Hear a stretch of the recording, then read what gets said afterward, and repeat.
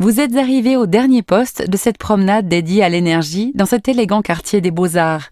En face de vous, vous avez ce majestueux bâtiment en pierre jaune d'Autrive, berceau de l'université de Neuchâtel.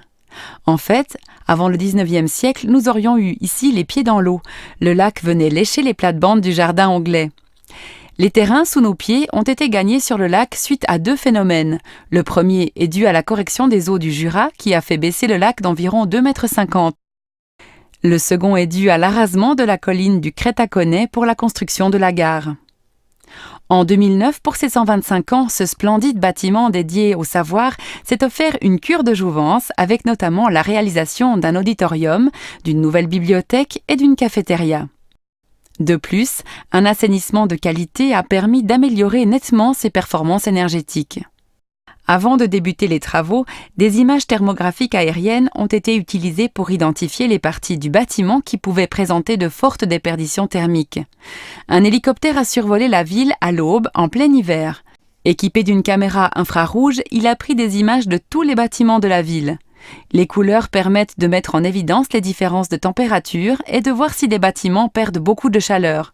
Pour l'université, les images ont montré qu'il était nécessaire de rénover la toiture. Il n'est pas facile d'assainir un tel bâtiment tout en respectant son enveloppe historique qui devait être protégée.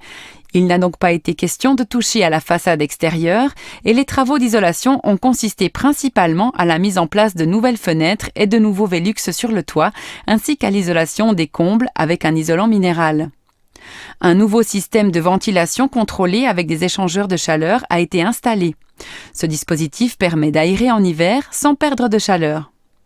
Lors de la rénovation, tous les radiateurs ont été dotés de vannes thermostatiques qui permettent un meilleur contrôle du chauffage en fonction des besoins et évitent les gaspillages.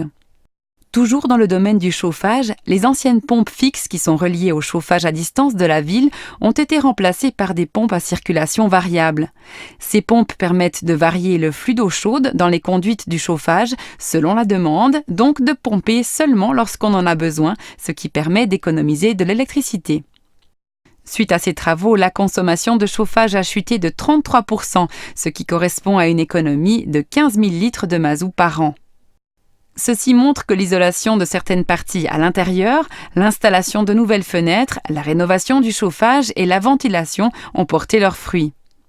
L'éclairage lui aussi a été complètement revu et les lampes remplacées par de nouvelles ampoules économiques avec un système de capteurs de présence et des senseurs qui s'adaptent à la lumière extérieure. Il faut dire que malgré ces mesures, la consommation électrique a pris l'ascenseur. Cela s'explique par le fait que l'université s'est dotée de nouvelles installations, comme un grand réfrigérateur pour la cafétéria, un serveur informatique pour tout le quartier universitaire avec climatisation, un nouvel ascenseur pour les personnes à mobilité réduite ou encore une nouvelle bibliothèque en sous-sol. L'augmentation de l'utilisation des ordinateurs portables par les étudiants joue aussi un rôle. Voilà, maintenant que nous avons passé au scanner les améliorations énergétiques faites sur ce bâtiment centenaire et historique, il est temps de nous quitter. Vous êtes arrivés à la fin de cette promenade qui vous a permis de découvrir une vaste palette de possibilités pour réduire la consommation d'énergie en ville, dans des constructions nouvelles et des assainissements, mais aussi dans la production d'énergie renouvelable dans ce quartier et périmètre du projet holistique.